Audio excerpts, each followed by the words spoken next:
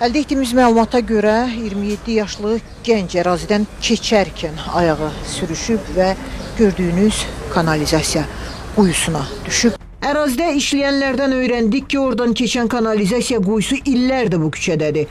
Gün ərzində sözü gedən ərazidən tikinti materialları daşınır. Ehtimal olunur ki, 27 yaşlı Cümşüdlü ərazidən keçərkən yolda çökmə baş verib və onun ayağı sürüşüb. İtkin düşən gəncin yaxınları da hadisə yerində axtarışın nəticəsini gözləyirdilər. Onların sözlərinə görə Cümşüdlü ötən gün axşam saatlarında evdə olub. Ona zəng gəlib və marketə düşmək adı ilə evdən çıxıb. 27 subaydı, evlənməyib. Harda yaşayıblar? Nərimanov rayonunda?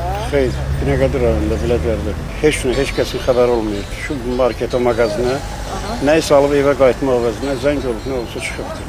Hadisədən necə xəbər? Şəhərə yaxın. Sizə kim zəng elədi? Axtardıq özümüz polis idarəsində. 27 toy pulu qaldı. Akşam ben onun toyundan danışdım. İtmançı, təhsilli, vəzifəsində oturan.